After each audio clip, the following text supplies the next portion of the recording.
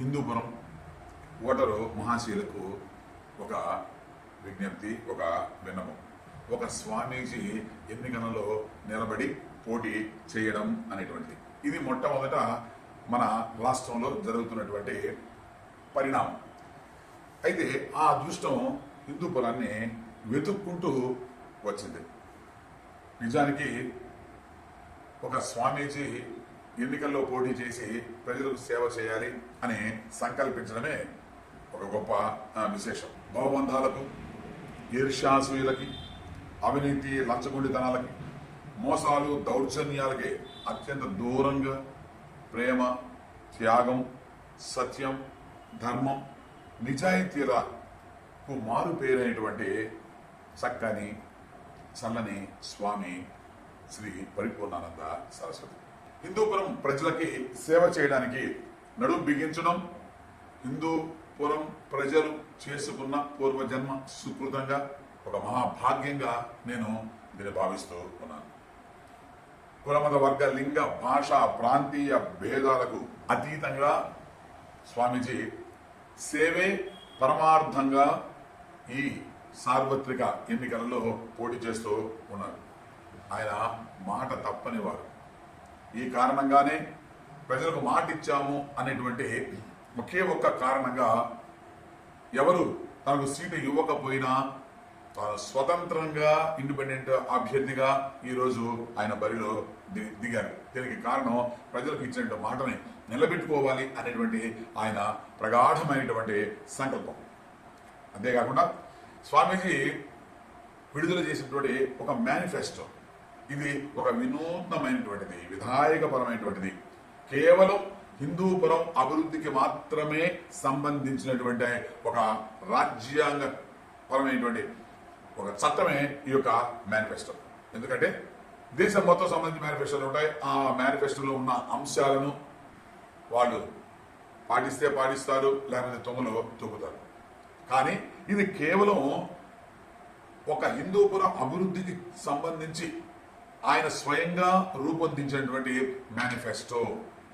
అందువలన ఖచ్చితంగా హిందూపురం యొక్క అభ్యున్నతికి, ప్రజల యొక్క ప్రగతికి ఇది పాటుపడుతుంది అని నేను గట్టిగా చెప్పగలను. అంతేకాకుండా స్వామీజీ యొక్క ఆధ్యాత్మికత, ఆయన చేసినటువంటి తపస్సు, చేసిన గంభీరమైనటువంటి ప్రవచనాలు, సామాన్య ప్రజలకు చేసేటువంటి అద్భుతమైనటువంటి సేవా కార్యక్రమాలు, కేంద్ర నాయకులతో ఆయనకు ఉన్నటువంటి సంబంధాలు, వివిధ రంగాలలో నిష్ణాతులైనటువంటి పేరెన్నికగన్నటువంటి విదేశాలలో సైతము కంపెనీలు నిర్వహించేటువంటి శిష్య గణం, ఒక్క మాట చెబితే పరిగెత్తుకుంటూ అండగా నిలిచే భక్తజనం, వీరందరూ హిందూపురం యొక్క సర్వతోముఖాభివృద్ధికి ఇతోధికంగా పాటుపడతారు అని నేను విశ్వసిస్తున్నాను. స్వామీజీ కూడా శ్రమించే తత్వం కలిగినవాడు. అహర్నిశలు ఆయనకి శ్రమించే స్వభావం ఉంది. అంతేకాకుండా అలుబెరుగని పోరాట యోధుడు. ఎలాంటి పరిస్థితుల్లో కూడా వెనకడుగు వేయనటువంటి ధీరుడు. హిందూ ధర్మ పరిరక్షణకు ఆయన అలుబెరుగునటువంటి పోరాటాలు ఎన్నో చేశాడు. అంతేకాకుండా ధర్మ పరిరక్షణకి నడుము బిగించాడు. ఇలాంటి స్వామీజీ హిందూపుర నియోజకవర్గాన్ని ఎంచుకొని ఆ ప్రజల అభ్యున్నతికి పాటుపడాలనే ఉద్దేశంతో ఏ బంధాలు లేకపోయినా సంబంధాలు ఏర్పరచుకొని ఇంటింటికి తిరుగుతూ ప్రచారం చేయడం అనేటువంటిది ఇది ఆ హిందూపుర ప్రజలు చేసుకున్నటువంటి అదృష్టంగా నేను భావిస్తూ ఉన్నాను. ఈ అంది వచ్చినటువంటి అదృష్టాన్ని, భాగ్యాన్ని హిందూపురం ప్రజలు చక్కగా సద్వినియోగం చేసుకోవాలి. ఈరోజు ఊసర వెళ్ళి రాజకీయాల్ని మనం చూస్తూ ఉన్నాం. ఏ పార్టీలో ఎవరు ఎంత కాలం ఉంటారో ఎవరికి తెలియదు. ఇచ్చిన మాట తప్పడం ఆనవాయితీ అయిపోయింది.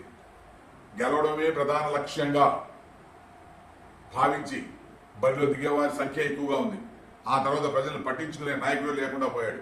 అలాంటిది సంసారమే వదులుకున్నటువంటి ఒక సన్యాసి ప్రజల సంక్షేమం కోసం, ప్రజల అభివృద్ధి కోసం ఎన్నికలలో పోటీ చేయాలనే ఒక తపనతో ఈ హిందూపురాన్ని ఎన్నుకొని ఇక్కడికి రావడం ఇది ఒక గొప్ప అవకాశం. అందుకని హిందూపుర ప్రజలు ఈ అవకాశాన్ని సద్వినియోగం చేసుకోవాలి. హిందూపురం యొక్క గొప్పతనాన్ని చరిత్ర పుటలలో శాశ్వతంగా నిలపాలి అని అంటే ఈ ఊసరవెల్లి రాజకీయాలు చేసేటువంటి రాజకీయ నాయకులకు బుద్ధి చెబుతూ ఒక అద్భుతమైనటువంటి విజయాన్ని స్వామీజీకి అందించి హిందూపురాన్ని చరిత్రలో ఒక గొప్ప స్థానాన్ని కల్పించాలని నేను హిందూపురం ప్రజలకి సవినయంగా మనవి చేస్తూ ఉన్నాను. ముఖ్యంగా ఈరోజు మనం ఉత్తరప్రదేశ్లో ముఖ్యమంత్రిగా పనిచేస్తున్నటువంటి యోగి ఆదిత్యనాథ్ చేస్తున్నటువంటి అద్భుతమైనటువంటి కార్యాలు, చేస్తున్నటువంటి అభివృద్ధి ఇది కళ్ళకు కట్టినట్టుగా మనం చూస్తూ ఉన్నాం. ఇది దేశ ప్రజలందరికీ ఆదర్శవంతం. అలాగే ఈరోజు స్వామి పరిపూర్ణానంద ఈ ఆంధ్రప్రదేశ్ని మరో ఆదిత్యనాథ్గా, మరొక ఉత్తరప్రదేశ్గా దీన్ని అద్భుతంగా మార్చాలి అనేటువంటి ఉద్దేశంతో ఆయన ఈ యొక్క ఎన్నికల్లో కాలిడాడు. కనుక ఆయన యొక్క సంకల్పానికి ప్రజలందరూ తోడ్పాటునిచ్చి ఇది కేవలం వారి అభివృద్ధి కోసం వేస్తున్నటువంటి ఓటుగా వారు భావించి మే 13న జరిగేటువంటి సార్వత్రిక ఎన్నికల్లో స్వతంత్ర అభ్యర్థిగా అంటే ఇండిపెండెంట్ క్యాండిడేట్గా ఎన్నికల్లో పోటీ చేసినటువంటి స్వామి పరిపూర్ణానంద సరస్వతికి మీ అమూల్యమైనటువంటి పవిత్రమైనటువంటి ఓటు వేసి అత్యధిక అనూహ్య మెజారిటీతో విజయాన్ని అందించాలని నేను మిమ్మల్ని ప్రార్థిస్తూ ఉన్నాను, మీకు మనవి చేస్తూ ఉన్నాను.